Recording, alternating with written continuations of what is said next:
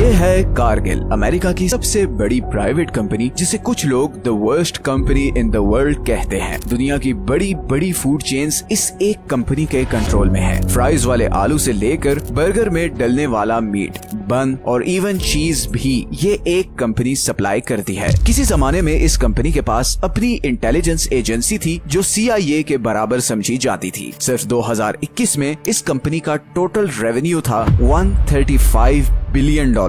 इस कंपनी की मालिक एक ऐसी सीक्रेट फैमिली है जिसके 14 लोग बिलियनर्स हैं। लेकिन हैरत की बात यह है कि आप में से शायद ज्यादातर लोगों ने इस कंपनी का पहले कभी नाम भी नहीं सुना होगा, और उसकी वजह यह है कि ये कंपनी चाहती ही नहीं कि कोई भी इनके बारे में ज्यादा जाने, क्योंकि जब कोई इनके बारे में जानेगा ही नहीं तो कोई कुछ कर भी नहीं सकता। लेकिन इस कंपनी ने पिछले 40 सालों में जो कुछ किया है, अब वक्त आ गया है कि वो लोगों के सामने लाया जाए। सच ये है कि आज की वीडियो में हम आपको बताने जा रहे हैं एक ऐसी कंपनी की कहानी जिसके कंट्रोल में इस वक्त दुनिया की सारी बड़ी फूड कंपनीज हैं। ये कंपनी इतनी पावरफुल कैसे हुई और इसने ऐसा क्या किया कि आज इसे the worst company in the world कहा जाता है। जानने के लिए वीडियो एंड तक देखें।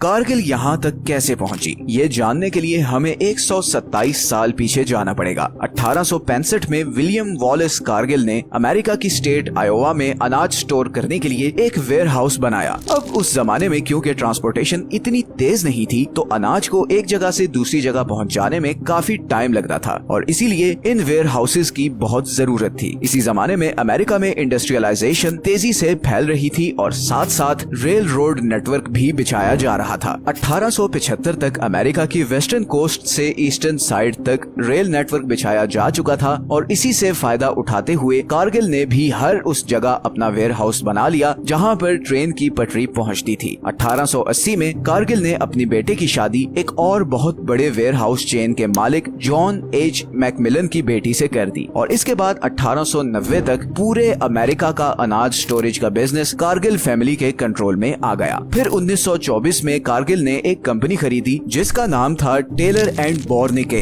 इस कंपनी के पास अपना खुद का एक प्राइवेट वायर सिस्टम था। वायर टेलीग्राम की तरह होता है। जैसे पोस्टल ट्रांसफर में तो आपको फिजिकली चीज भेजनी पड़ती है और उसे एक जगह से दूसरी जगह पहुंचने में टाइम लगता है, वायर में आप चंद मिनटों में अपना मैसेज एक जगह से दूसरी जगह भेज सकते थे। अब क्योंकि कारगिल स्टॉक मार्केट में ट्रेडिंग कर रही थी, तो उसे बहुत ही टाइमली इंफॉर्मेशन चाहिए थी। ऐसे में खुद की वायर कंपनी होने का मतलब था कि उनके पास उस जमाने में एक किस्म का इंटरनेट आ गया था। इसी वायर सिस्टम को यूज करते हुए कारगिल ने कमोडिटीज में इन्वेस्टमेंट्स शुरू कर दी। टाइमली इंफॉर्मेशन की वजह से उन्हें पता चल जाता था कि किस स्टेट में क्या हो रहा है, और वो फौरन अपना इन्वेस्टमेंट डिसीजन बदल लेते थे, जिसकी वजह से उनका हर डिसीजन उन्हें बहुत प्रॉफिट देने लगा। और यही वजह थी कि 1930s के ग्रेट डिप्रेशन में जब अमेरिका की बाकी सारी कंपनीज बैंकरप्ट हो गईं, कारगिल ने रिकॉर्ड बिजनेस किया, क्योंकि वो अपने इंफॉर्मेशन सिस्टम की वजह से पहले ही जान चुके थे कि एक बहुत बड़ा फाइनेंशियल क्राइसिस आने वाला है, और इसीलिए उन्होंने ग्रेट डिप्रेशन आने से पहले ही बहुत ज्यादा अनाज खरीद कर स्टोर कर लिया। और फिर जब फाइनेंशियल क्राइसिस आया और अनाज की कमी हुई, तो कारगिल ने डबल प्राइस पे अपना अनाज बेचा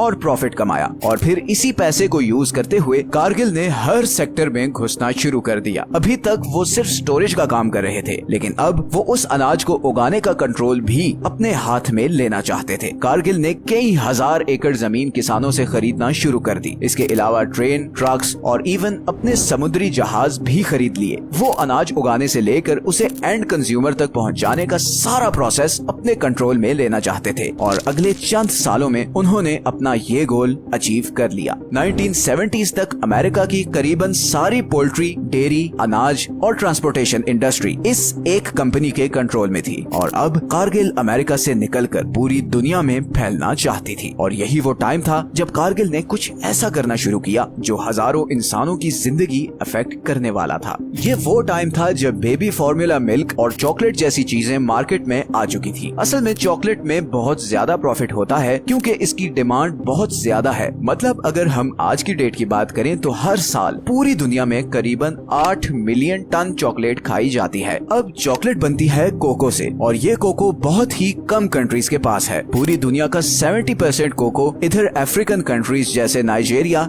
आइवरी कोस्ट, गाना और कैमरून में पाया जाता है, तो दुनिया की अराउंड 80% चॉकलेट इधर अफ्रीका से आती है। इसी प्रॉफिट से फायदा उठाने के लिए कारगिल ने बड़ी बड़ी कंपनीज के लिए कोको सप्लाई करना शुरू कर दिया। इन कंपनीज में नेस्ले, मार्स और हर्शीज शामिल हैं। कारगिल ने सबसे पहले फिलीपींस और ताइवान में कोको के प्लांट्स लगाए और वहाँ के जंगलों से कोको निकालकर इन कंपनीज को सप्लाई करना शुरू कर दिया। लेकिन यहाँ पर दो प्रॉब्लम्स थी। एक तो यहाँ लेबर लॉज काफी सख्त थे और दूसरा यहाँ आए दिन तूफान आते थे, जिसकी वजह से कोको निकालना और सप्लाई करना कारगिल को बहुत महंगा पड़ रहा था। कारगिल के नजदीक इन दोनों प्रॉब्लम्स का हल सिर्फ एक ही था और वो था अफ्रीका जैसा गरीब कॉन्टिनेंट। 1990s में कारगिल को आइवरी कोस्ट में कोको का एक पूरा जंगल मिल गया और उन्होंने अपना सारा ऑपरेशन फिलीपींस से अफ्रीका शिफ्ट कर दिया। और फिर कुछ साल बाद सन 2000 में एक रिपोर्ट सामने आई जिसने सबके होश उड़ा दिए। रिपोर्ट के मुताबिक 1990s में 12 साल से कम उम्र के हजारों बच्चों को मॉली से आइवरी कोस्ट स्मगल करके ले जाया जाता और उनसे कोको निकालने की मजदूरी ली जाती। इन बच्चों को ना तो सैलरी दी जाती और ना ही प्रॉपर खाना वगैरह दिया जाता। कुछ बच्चों ने तो ये तक बताया कि अगर उनसे कोई गलती हो जाती तो उन्हें उसी दरख्त की टहनियों से मारा जाता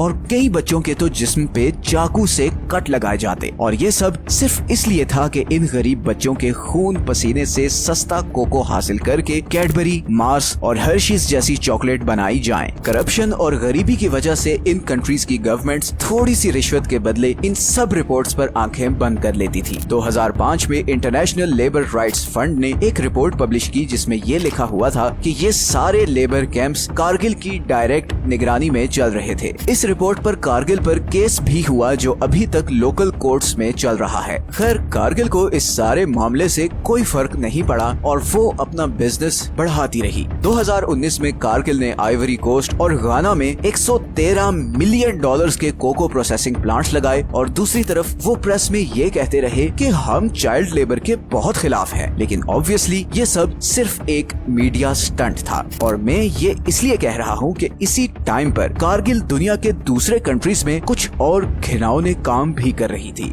जैसे कि मैंने आपको पहले बताया कि कारगिल का असल बिजनेस तो अनाज, डेयरी और पोल्ट्री प्रोड्यूस करना, उसे स्टोर करना और फिर एंड कस्टमर तक पहुंचाना है। तो इस सारे काम के लिए कारगिल को बहुत ज्यादा जमीन चाहिए थी, सस्ती जमीन। और ये जमीन हासिल करने के लिए कारगिल ने डिफरेंट कंट्रीज में लोकल गैंगस्टर्स को हायर किया और उनके जरिए जमीन हथियानी शुरू कर दी। 2011 में इंडोनेशिया में एक पूरे गांव को इन गुंडों ने कारगिल के कहने पर आग लगाकर लोगों से खाली करवा लिया। इनका कसूर सिर्फ ये था कि इस गांव के किसी आदमी ने कारगिल के बाग से कोई फल चुराया था। अब इन लोगों की सारी जमीन और खेत कारगिल के कब्जे में थे। इसी तरह 2013 में कारगिल पर इल्जाम लगा कि उसने ब्राजील के एक गांव में यही प्राइवेट आर्मी भेजकर उन लोगों से वो गांव खाली करवाया। इस आर्मी ने लोगों के घरों के दरवाजे तोड़े, इवन औरतों और बच्चों को मारा पीटा और इस डर की वजह से सब लोगों ने वो गांव छोड़ दिया और एक बार फिर वहां के लोकल लोगों की जमीन कारगिल के कब्जे में चली गई। इसी तरह 2018 में कारगिल पे ये केस हुआ कि वो कॉर्न और सोया उगाने के लिए अमेज़न के जंगलों को बेहिसाब काट रही है। 2020 में एक रिपोर्ट के मुताबिक कारगिल अब तक अमेज़न में 800 स्क्वायर किलोमीटर के एरिया में सारे दरख्त काट चुकी है। इस सारे एरिया में वो सोया उगाया जाता है जो करीबन पूरी दुनिया की 60% पोल्ट्री को खिलाया जाता है। आज की डेट में कारगिल एक जायंट बन चुकी है। वो 4 और कंपनीज के साथ मिलकर पूरी दुनिया की 85% मीट सप्लाई कंट्रोल करती है।